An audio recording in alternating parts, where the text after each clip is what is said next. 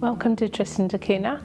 I'm Iris Green and I work as the postmistress in the Post Office and Tourism Centre.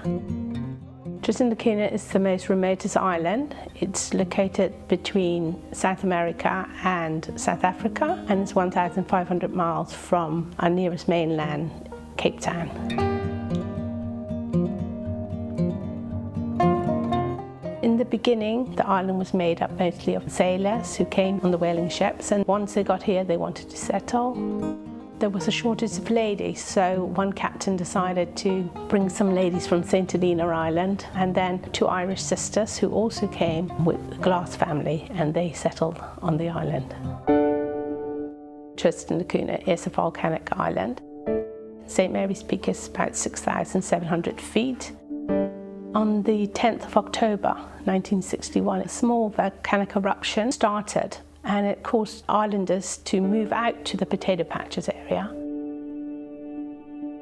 They had to move from the island, and they went in longboats to board the two fishing vessels that were there, the Tristan and Francis Repetto, and they went across to Nightingale Island, where they spent the night.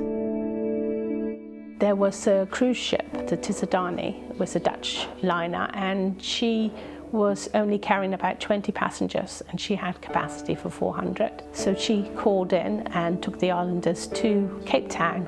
From there they went up to the UK.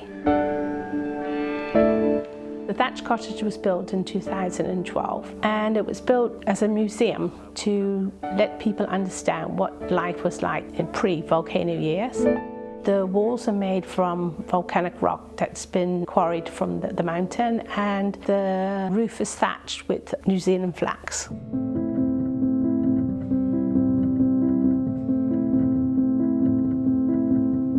There are roughly about 260 people living on the island, residents, and everyone has to build their own house. A few are inherited. Normally, as a couple, you prepare your house before you get married, and I think there's about over 100 or something houses on the island. Our main industry is the lobster fishing. Everyone works either for the government or the factory that processes the lobster. All Tristanian families not only have the government job, but they also farm. Each family has a cow, and each family member has 2 sheep. Some of the islanders milk their cows to get fresh milk, but mainly they're bred for the meat. Our main supply of mutton and beef are from the island. We do have some locally raised chickens. We have a limited amount of vegetables, which we also import. We have a lot of potatoes that we grow at the potato patches, and lots of fresh fish from the sea. The potato patches is roughly about 2 miles from the settlement. Everyone has a plot where they grow the potatoes. People have been growing potatoes for over 150 years here on the same plot of land. Also at the potato patches, we have little camping huts where people go off on a weekend, have a holiday and enjoy themselves, just being away from the village.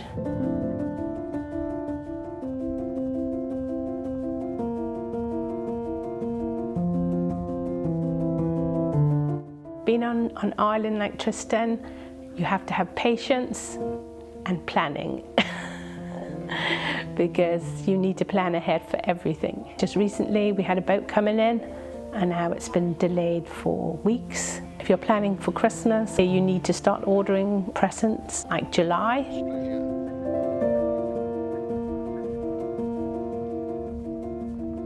Sometimes when you're here, you take for granted the natural beauty of the island, the wildlife, what you've got here. And only when you leave and you go away to visit, do you realise how special Tristan is. And not only the community, but the uniqueness of the island, the uniqueness of life here.